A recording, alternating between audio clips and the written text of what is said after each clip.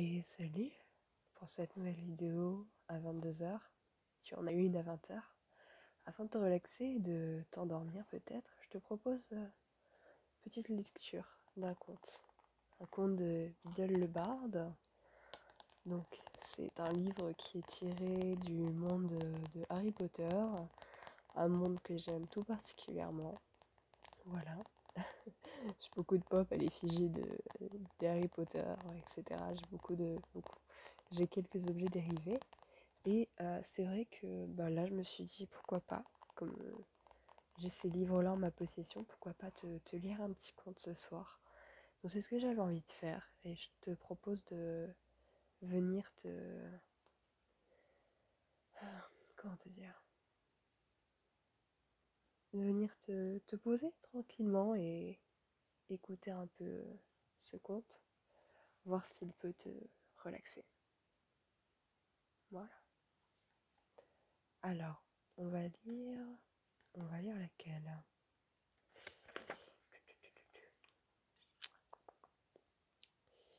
J'ai envie de lire une qui est pas trop longue. Parce que j'en ai quelques-unes à lire. J'ai quelques vidéos à rattraper. Ok. Alors, ne vous inquiétez pas, ça va commencer. On va peut-être lire...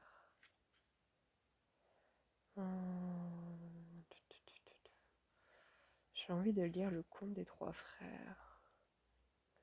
Je sais plus à quelle page il est. Parce que c'est un conte qui est vachement connu, mais qui, je trouve, est toujours aussi intéressant. Le conte des trois frères. Il était une fois trois frères qui voyageaient au crépuscule, le long d'une route tortueuse et solitaire. Après avoir longtemps cheminé, ils atteignirent une rivière trop profonde pour la traverser à gué et trop dangereuse pour la franchir à la nage. Les trois frères, cependant, connaissaient bien l'art de la magie. Aussi, d'un simple mouvement de baguette, ils firent apparaître un pont qui enjambait les eaux redoutables de la rivière. Ils étaient arrivés au milieu du pont lorsqu'une silhouette encapuchonnée se dressa devant eux en leur interdisant le passage. C'était la mort et elle leur parla. Elle était furieuse d'avoir été privée de trois victimes car, d'habitude, les voyageurs se noyaient dans la rivière. Mais elle était rusée. Elle fit semblant de féliciter les trois frères pour leur talent de magicien et leur annonça que chacun d'eux avait droit à une récompense pour s'être montré si habile à lui échapper. Le plus âgé des frères, qui aimait les combats, lui demanda une baguette magique plus puissante que toutes les autres. Une baguette qui garantirait toujours la victoire à son propriétaire, dans tous les duels qu'il livrerait. Une baguette digne d'un sorcier qui avait vaincu la mort. La mort traversa alors le pont et, s'approchant d'un sureau, sur la berge de la rivière. Elle fabriqua une baguette avec l'une des branches et en fit don à l'aîné. Le deuxième frère, qui était un homme arrogant, décida d'humilier la mort un peu plus et demanda qu'elle lui donne le pouvoir de rappeler les morts à la vie. La mort amassa alors une pierre sur la rive et la donna au deuxième frère en lui disant que cette pierre aurait le pouvoir de ressusciter les morts. Elle demanda ensuite au plus jeune des trois frères ce qu'il désirait. C'était le plus jeune mais aussi le plus humble et le plus sage des trois, et la mort ne lui inspirait pas confiance. Aussi demanda-t-il quelque chose qui lui permettrait de quitter cet endroit sans qu'elle puisse le suivre. À contre-cœur, la mort lui tendit alors sa propre cape d'invisibilité. Puis elle s'écarta et autorisa les trois frères à poursuivre leur chemin, ce qu'ils firent, s'émerveillant de l'aventure qu'ils venaient de vivre et admirant les présents que la mort leur avait offerts. Au bout d'un certain temps, les trois frères se séparèrent, chacun se dirigeant vers sa propre destination. L'aîné continua de voyager pendant plus d'une semaine et arriva dans un lointain village. Il venait chercher un sorcier avec lequel il avait une querelle. À présent, bien sûr, grâce à la baguette de Sureau, il ne pouvait manquer de remporter le duel qui s'ensuivit. Laissant son ennemi mort sur le sol, l'aîné se rendit dans une auberge où il se vanta haut et fort de posséder la puissante baguette qu'il avait arrachée à la mort en personne. Une baguette qui le rendait invincible, affirmait-il. Cette même nuit, un autre sorcier s'approcha silencieusement du frère aîné qui dormait dans son lit, abruti par le vent. Le voleur s'empara de la baguette et, pour faire bonne mesure, trancha la gorge du frère aîné.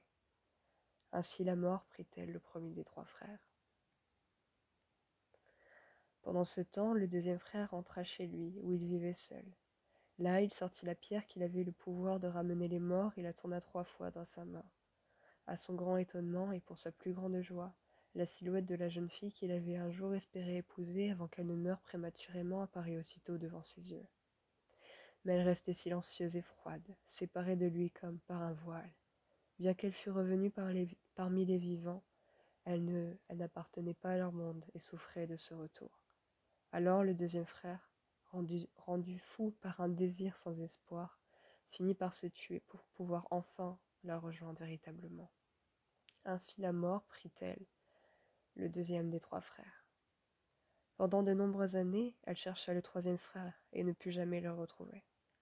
Ce fut seulement lorsqu'il eut atteint un grand âge que le jeune des 3 frères enleva sa cape d'invisibilité et la donna à son fils. Puis il accueillit la mort comme une vieille amie, qu'il suivit avec joie, et tels des égaux, ils quittèrent ensemble cette vie. Et voilà, c'était ta petite lecture des contes de Middle le Bard.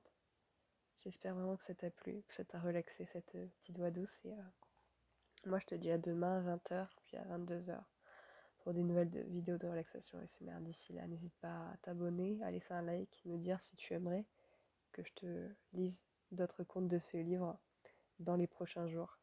Et je te dis bonne nuit. N'hésite pas à t'abonner, à liker, à laisser un commentaire, à activer la cloche de notification pour être au courant à chaque fois qu'il y a une notification, quelque chose, que je publie quelque chose. Et je vous remercie encore pour tout votre soutien et je vous dis à demain. Bisous. Bonne relaxation.